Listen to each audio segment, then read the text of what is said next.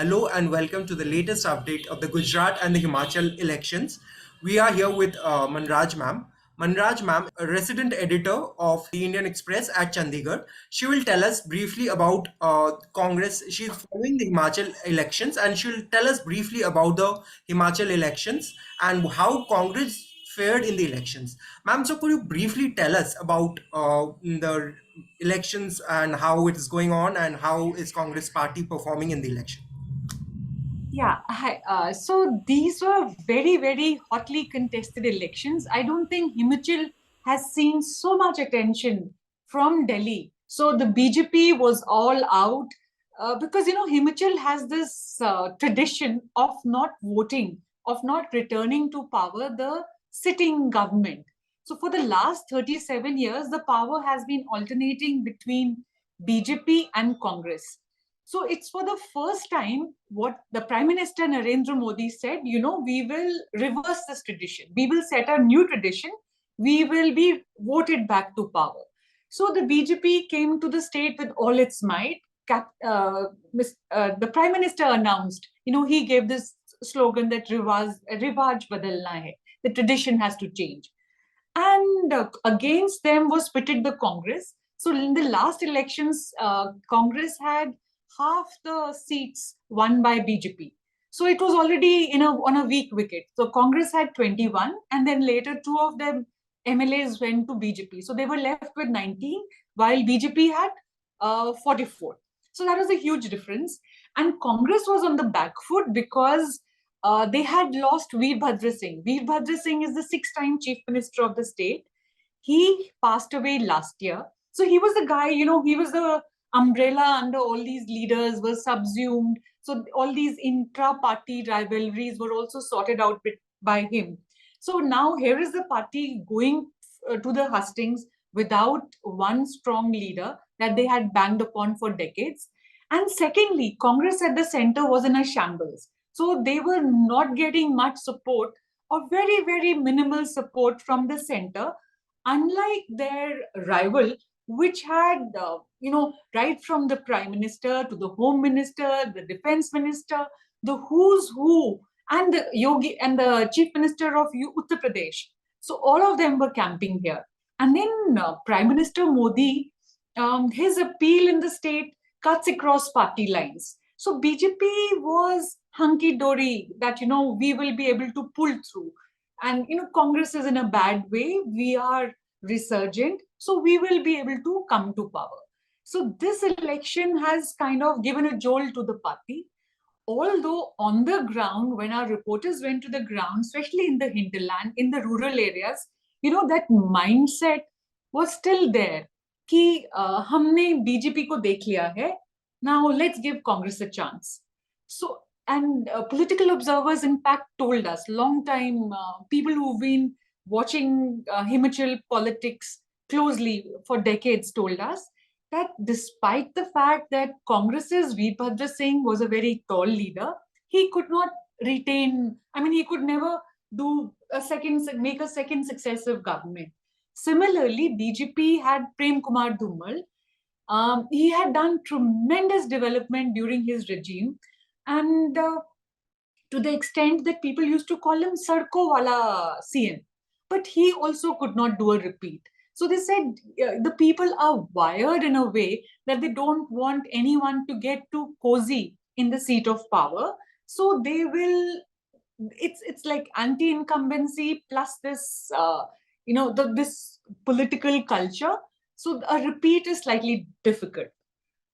So early morning when the results started coming and BJP was leading on several seats, people actually thought that BJP has finally broken the tradition.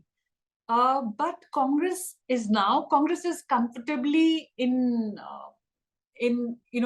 a position to form the next government. They have 38 seats. They require 35. The Himachal House had 68 seats. So they are above the half mark. And so they're comfortable, except that, since the parties doesn't have the backing of the center, there are these murmurs that, and also that there are three independents who have won, and they are BJP rebels essentially. So that the party could end up, there's a difference of 10 seats between the two, and there could be something happening. It hasn't happened as yet, but these are just rumors. The rumor mill is, on full flow. We've seen that, in this election, in the lead up to the Himachal elections, there was a difference in approach. So, first of all, Priyanka Gandhi was in charge of this elections in Himachal, and we've seen there was a difference of approach of how Congress, instead of like bringing in the big names from center, the tall players, like obviously Bhupesh Baghel was there all along, but they focused on a ground level strategy of organization.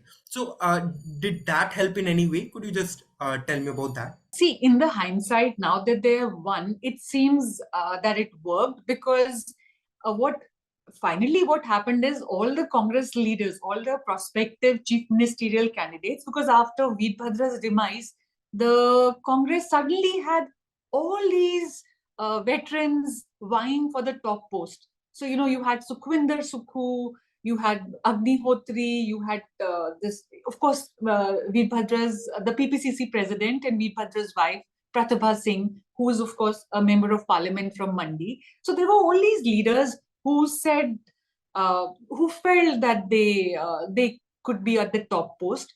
So, but finally, when they were not in a position to go everywhere, so every leader was forced to fend for himself. Every candidate had to do a lot of micromanaging. So, and Himachal is a small state, as in it is spread out, but the population wise, it's not very dense. So, most of the leaders, what they did is there was a lot of focus on stress on house to house campaigning and on the local connections. So, that is what the Congress said, that this, in the hindsight, it says it did them, it worked for them, because finally the personal connect, coupled with this tradition of not repeating a sitting government, worked in their favor. And also, when it comes to the broad strategy, Himachal has always had a tradition of government employees, because the state doesn't have many resources.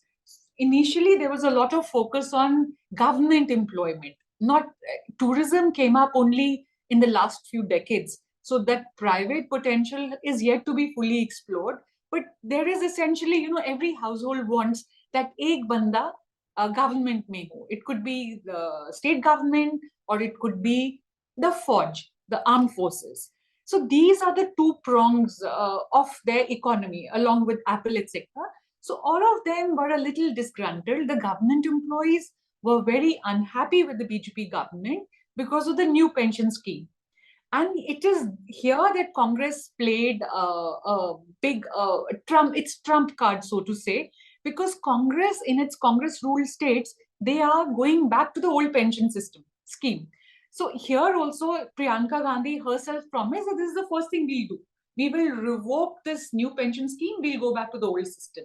So the employees, who observers tell us, can that they are a formidable vote bank. They can influence about 5% of the voters.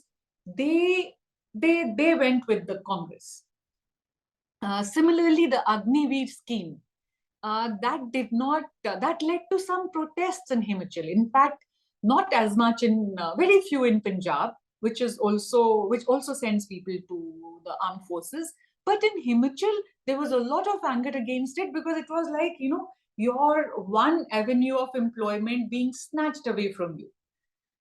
So that was one cause of anger again, or resentment against the ruling party.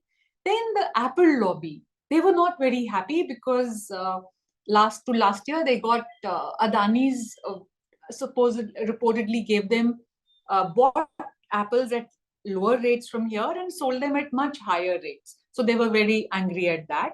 And then the government increased the surcharge on cartons, which means essentially their profits got squeezed. So that was also, that also caused resentment. And then there was this, in Himachal, there was this perception that there is not enough governance happening. As in, the governance is slightly shaky. The chief minister, everybody said, is clean, is not corrupt. Chief Minister Jairam Thakur, but they said he's not a strong administrator. The secretaries were being changed very frequently, and the the perception was that there are some people close to him who are kind of managing things which did not work in favor of the party. So the rebel factor also worked in favor of Congress and against BJP. BJP tried to counter anti-incumbency by not giving tickets to 11 of its sitting legislators.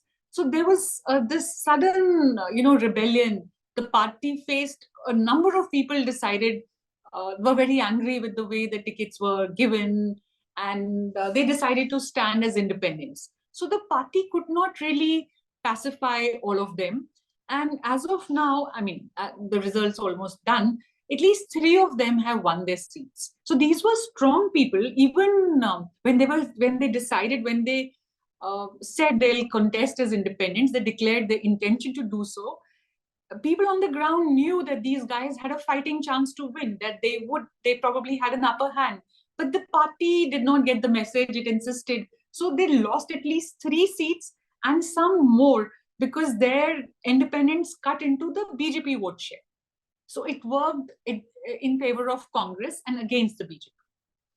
And you see the difference between Congress and BJP is only 10 seats. So perhaps had BJP succeeded in mollifying the rebels, it may have increased its number of seats. Thank you for that insight, ma'am. Keep following the Indian Express for all the latest updates. Stay tuned for more updates on the election results.